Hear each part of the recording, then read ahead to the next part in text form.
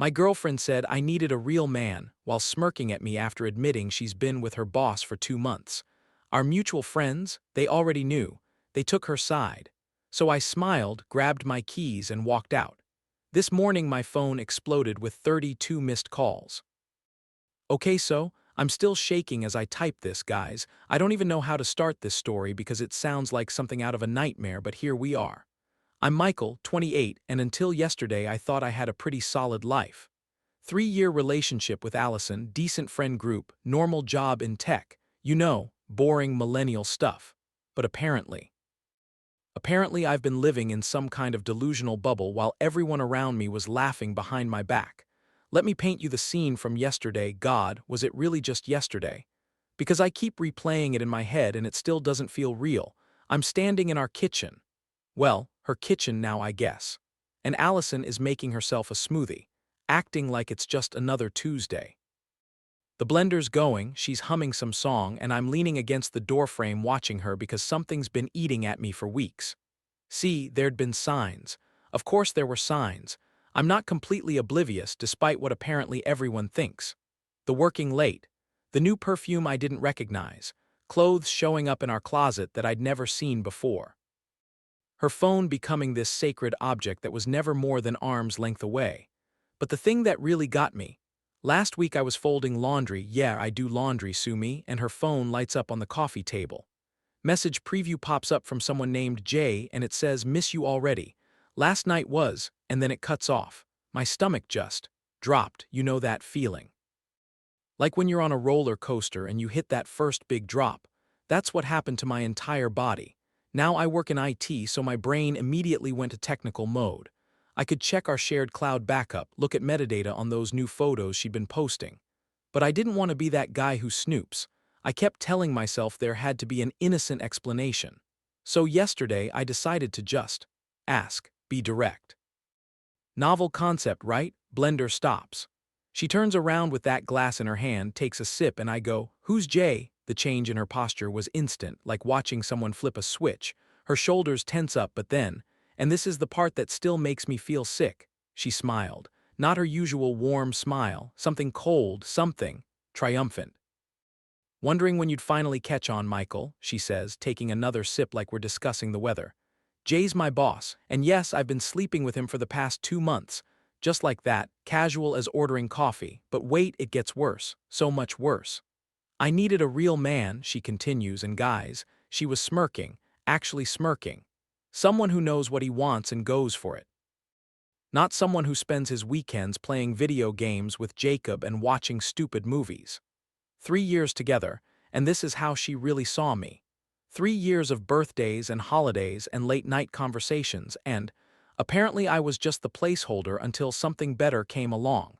I'm standing there processing this, right? Trying to wrap my head around the fact that my girlfriend just casually admitted to cheating and somehow made it sound like it was my fault for not being. What? Rich enough, aggressive enough, I don't even know. But then I asked the question that really broke me. Does Qley know? Qley's our mutual friend. The one who introduced us. Sweet, innocent Qley who I trusted with everything. Allison laughed, actually laughed. Oh, she's known for weeks. Most of our friends know.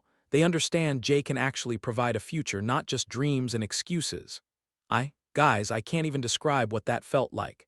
These people we'd shared birthdays with, holidays, countless dinners and game nights, and they'd all been watching this happen. Even Juliana from Allison's work had probably been in on it. She was always texting Allison during our group hangouts. They'd all been watching this happen, probably laughing about poor, clueless Michael behind my back. I pulled out my phone right there and opened our group chat with Jacob and Qley. Typed, "Is this true? You all knew?" Jacob's response came so fast. "Bro, you're great, but Allison deserves someone more established. Don't take it personally." Qley chimed in, "We didn't want to hurt you, but maybe this is the wake-up call you need." I looked up from my phone to find Allison watching me with that same smirk. She was waiting for it. The explosion, the drama. The scene she could tell everyone about later, poor immature Michael losing his cool. Instead, I smiled. A real, genuine smile that seemed to catch her completely off guard. I walked to our bedroom, grabbed my go bag, always kept one packed for weekend trips, my laptop and my keys. When I passed through the kitchen again, Allison was staring, her smirk faltering. "Where are you going?" she demanded. "Out," I said simply. "And Allison, keep the apartment. I'm sure Jay can help with the rent." I heard her start to say something as I closed the door, but I didn't stop to listen. My phone was already buzzing with messages, probably our so-called friends trying to explain themselves. As I drove away, I turned my phone off and felt something I didn't expect: relief. Sometimes losing everything shows you exactly what you never had in the first place. I had no idea where I was going, but for the first time in months, I felt like I was heading in the right direction. The thing is, Reddit, I think they made a mistake. A big one. Because while they were all plotting and scheming behind my back, they forgot one important detail. I'm an it. I know how to find information. And something tells me Allison's real man story is about to get a lot more complicated. Stay tuned. Update 1. Remember how I said they made a mistake? I had no idea how right I was. The rabbit hole goes so much deeper than I ever imagined, and I'm only just scratching the surface. First off, thanks for all the support on my last post. Never expected it to blow up like that, but reading your comments, it helped more than you know. So where am I now? I've been staying at this little motel on the outskirts of town. Not glamorous, but it's clean, and the owner, this older guy named Pete, seems decent. Even knocked $20 off the weekly rate when he heard my story. Sometimes kindness comes from the most unexpected places, you know? I turned my phone back on after 2 days of blessed silence. 32 missed calls, 47 text messages, most from Allison, some from Jacob and Qley trying to explain, and a few from numbers I didn't recognize. But what really caught my attention was the notification storm from social media. Allison had been busy, really busy. Her Instagram story painted a picture I barely recognized. According to her posts, I was a controlling, jealous boyfriend who monitored her every move. She claimed I emotionally manipulated her for years, isolated her from friends, and threw a violent tantrum when she finally stood up for herself. Each post had hundreds of sympathetic comments, including ones from people I thought were my friends. The crown jewel. A tearful video where she claimed I financially abused her by making her split our bills 50-50 while I hoarded my money. Rich, considering she earned more than me and insisted on that arrangement herself. But here's where it gets interesting. I got a text from Gemma, a coworker I've known for years. "Hey, you might want to check your email. Something's going around the office about you." Sure enough, there was a company-wide email about creating a safe workplace environment with a thinly veiled reference to recent concerning behaviors from certain employees. No names mentioned, but the timing wasn't exactly subtle. I should have been angry. Maybe I should have fought back, posted my side of the story. Instead, I just felt curious. How far would she take this? Pretty far, as it turns out. Yesterday, I stopped by our local coffee shop, the one place I figured would be safe since Allison always hated their coffee. Wrong. The barista, who'd always been friendly, gave me this look like I was something stuck to her shoe. Later found out Allison had become a regular there, sharing her survival story with anyone who'd listen. But here's where things get really interesting. While picking up some clothes from storage, I ran into Juliana, Allison's supposed best friend. She looked nervous, glancing around like she was afraid of being seen talking to me. "You need to be careful," she whispered. "Jay isn't just her boss, his wife. She's connected, like really connected, and Allison's been telling her you're unstable, dangerous even." "Why are you telling me this?" I asked. Her eyes darted around again. "Because this isn't the first time. Before you, there was another guy at work. Allison and Jay, they did the same thing to him. He ended up leaving town." That conversation changed everything. I spent that night digging. Legal records, social media, anything I could find. But this is where my IT background actually came in handy. I pulled metadata from some of Allison's recent photos. Turns out several were taken at expensive restaurants during times she claimed to be working late. I cross-referenced our shared expense tracking app with her story about team dinners. The numbers didn't add up. The real breakthrough came when I accessed our shared cloud backup. Deleted text message threads from months ago, cached and preserved. Jay's contact info going back further than 2 months. Photos that had been accidentally deleted showing them together at company events from last year. Turns out the previous guy existed. Mark something or other. Disappeared completely from social media around the time Allison started at the company. This morning, I got a call from our landlord. Allison tried to remove my name from the lease, claiming I'd abandoned the property. When that didn't work, she told him I'd been threatening her. He called to warn me. Turns out his sister went through something similar years ago. But here's the real kicker. While all this was happening, I got a message request on Instagram from an account I didn't recognize. The profile picture was of a woman in her 40s, elegant, wearing expensive jewelry. The message was simple. I believe we need to talk about my husband and your girlfriend. Coffee tomorrow. It was signed Mrs. J. I'm meeting her in an hour. Something tells me Allison's real man story is about to get a lot more complicated. The funny thing is, watching Allison spin this elaborate web of lies, seeing our friends choose sides based on nothing but her word, it's actually liberating. Every nasty post, every fake tear, every manipulated story just confirms what I already knew. I'm not losing anything worth keeping, but I have a feeling I'm about to find out just how deep this goes. Update coming soon. And guys, you're not going to believe what I learned today. Update 2. I'm sorry for the delay, but these past few weeks have been absolutely insane. That coffee meeting with Mrs. J. It wasn't just about Allison and her husband. It was about a whole pattern of behavior that's been going on for years. And the company party last weekend, holy shit. I watched their entire world burn down in real time. Okay, so, deep breath. Let me catch you up because this story just keeps getting crazier. Remember Mrs. J, Jay's wife? Elegant woman, expensive jewelry, mysterious Instagram message. We met at this little cafe downtown, and guys, this woman came prepared. She had a folder, an actual manila folder thick with documents like something out of a legal drama. How long has this been going on? I asked, trying to process everything. She laughed, but there was no humor in it. Which time? You see, Michael, you're not the first. Juliana was right, there was someone before you. But what she didn't know is that there were others before him too. Mrs. J, her name's Catherine, by the way, had documented at least 3 similar situations over the past 5 years. Young employees getting involved with her husband, then systematically destroying anyone who might expose them. The difference this time, she said, sliding the folder across the table, is that I'm done playing quiet. The folder was, wow. Text messages between Jay and various employees over the years. Emails planning character assassinations. Expense reports showing Jay using company money for his affairs. Even security footage from the company parking garage showing him with different women. But here's what really blew my mind. Catherine had been building this case for 2 years. Waiting. Planning. She knew about Allison from day one. Why didn't you divorce him sooner? I asked. Her smile was ice cold.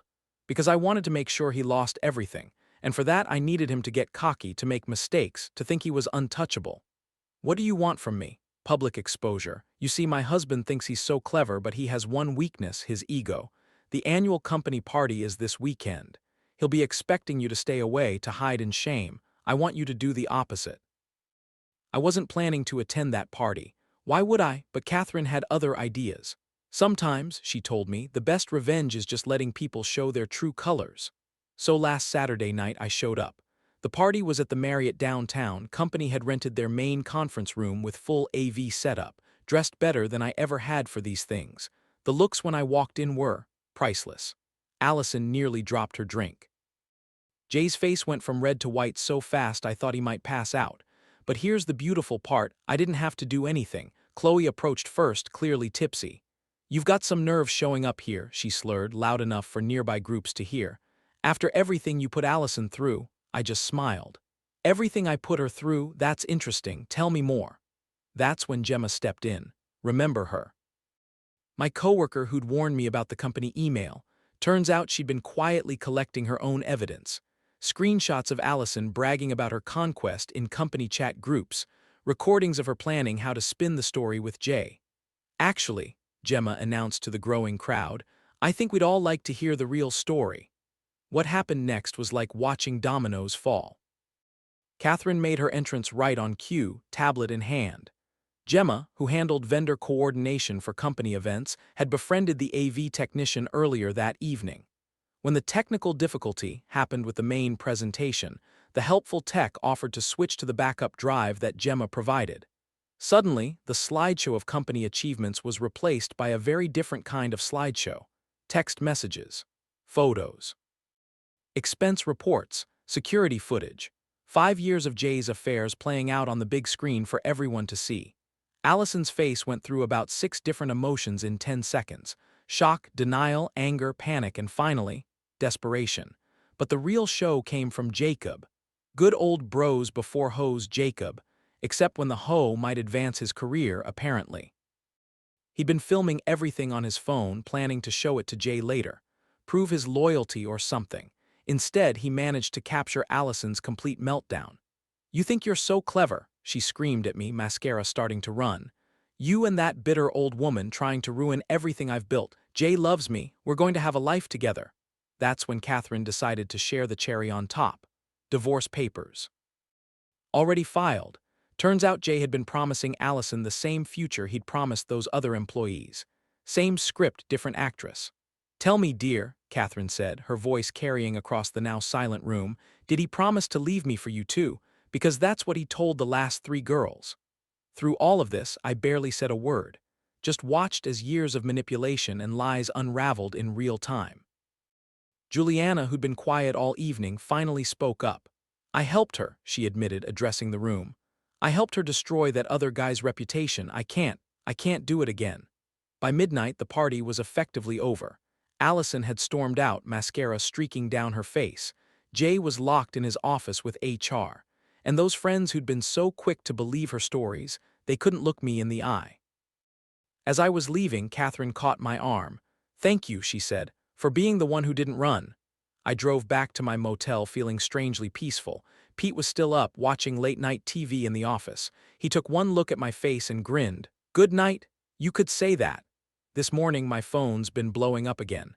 Different tone this time, apologies, explanations. People claiming they never really believed Allison's stories. Even got a message from Mark, the guy who left town. Apparently he's been following everything through mutual connections. But here's the thing, Reddit. I think this is just the beginning. Because Catherine, she's been very busy these past 2 years. And what we saw at the party was just the appetizer. Stay tuned for the final update. Because what's coming next? It's going to change everything. Final update, well, this is it. The final chapter of this absolute insanity. And guys, you might want to grab some popcorn for this one because what happened over the past month has been beyond anything I could have imagined. Allison and Jay thought they were so clever. They had no idea they were walking into a trap that had been set for years. First off, the aftermath of that company party hit harder than a freight train. Within 48 hours, both Jay and Allison were asked to resign. But that was just the opening act. Remember those documents Catherine had collected? There was more, so much more. Every expense report Jay had falsified to cover his dinner dates with various employees. Every email where he and his targets plotted against their victims. Every manipulated performance review. Every HR complaint that mysteriously disappeared. Catherine handed it all to the board of directors. The company's legal team moved fast, really fast. They were less concerned about the affairs and more worried about the pattern of workplace harassment and financial misconduct that had been going on under their noses. Both Jay and Allison are now facing ongoing civil litigation. But here's where it gets really interesting.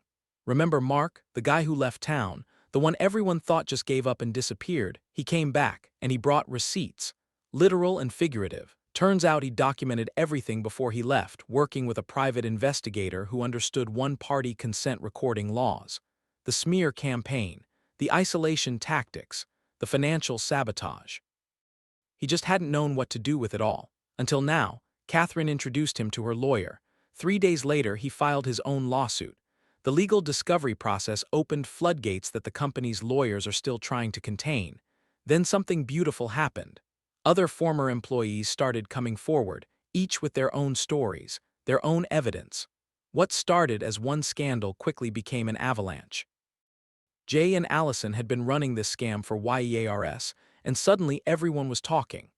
Allison tried to get ahead of it, posted another tearful video claiming she was the real victim, manipulated by Jay and now being persecuted by vindictive ex-employees. That's when Juliana finally grew a spine. She posted screenshots of their private chats, the ones where Allison bragged about her conquests. The ones where she planned how to destroy people's reputations, the ones where she mocked her victims. Look how easy it is to make people believe anything, one message read. Michael actually thinks he's a good boyfriend, lol. Another, Jay says if we can get rid of Michael quietly, I might get that promotion. 2 birds, 1 stone. The public reaction was swift, but last week was when things got really crazy. Allison showed up at my motel. Pete called me at work. That girl you told me about, she's making a scene in the parking lot. I took my time driving back, found her sitting on the hood of my car, mascara streaked, clutching a manila envelope. I have dirt on everyone, she said, trying to sound threatening despite her voice shaking. If you don't help me stop this, I'll release it all. I just laughed. Go ahead. Burn every bridge you have left, see how that works out. She threw the envelope at me. Inside were photos, screenshots, private messages, ammunition she'd collected over years of manipulating people, her insurance policy. I took pictures of every single page while she watched, then handed it back to her. Release whatever you want, I said. But first, look at where your previous schemes got you. The thing about people like Allison. They can't stand when their own weapons are turned against them. She tore up that envelope right there in the parking lot, screaming about how we'd all regret this. That tantrum, someone recorded it. It was all over social media within hours. The final blow came yesterday. Catherine's divorce proceedings have resulted in a highly favorable settlement. With all the evidence of financial misconduct, her lawyer secured most of their assets. Jay's golden parachute from the company, gone to pay legal fees, and there's still ongoing litigation that could cost him much more. His reputation, destroyed, his future career prospects. Let's just say Google is not his friend anymore. As for Allison, last I heard she's moving back in with her parents in another state. Her social media has gone dark. Those friends who sided with her, they're dealing with their own fallout. Turns out backing the wrong horse has consequences. Jacob tried to apologize yesterday. Sent this long message about how he should have been a better friend, how he was just trying to network, blah blah blah. I replied with a screenshot of his old messages supporting Allison. He blocked me immediately. Qley's doing damage control too. Worried those screenshots Allison kept might affect her own career. I almost feel bad for her. Almost. Juliana reached out last week with a genuine apology and offered to testify in Mark's case if needed. Turns out she's been dealing with her own guilt about everything and started seeing a therapist. Small steps, but it's something. Mark's lawsuit is progressing well. His lawyer says they have one of the strongest workplace retaliation cases he's seen. 2 other former employees, David from accounting and Lisa from marketing, have also come forward with their own documented experiences. It's becoming a class action situation. Me, I just signed a lease on a new apartment. Pete, the motel owner, helped me move some boxes and seemed genuinely happy to see me getting back on my feet. You're one of the good ones, he told me. Don't let the world change that. Got a promotion at work. Funny how removing toxic people improves everything around you. And yeah, I'm seeing someone new. Sarah from accounting, the one who helped Catherine organize all those documents, taking it slow, doing it right this time. We had coffee yesterday and she said something that really stuck with me. You know what the difference is between you and them? You never tried to destroy anyone, you just refused to be destroyed. The best revenge isn't plotting or scheming, it's living well and letting people destroy themselves. But I won't lie, Reddit, watching it all burn down, watching these people who thought they were so clever finally face consequences for their actions. That's been pretty satisfying too. This will be my last update. Thanks for coming along for this wild ride. To anyone dealing with something similar, remember, karma doesn't always need your help. Sometimes you just need to step back and let people show their true colors. And to Allison, if you're reading this, and let's be honest, you probably are, you were right about one thing. I was just a placeholder, but not for you, for something better.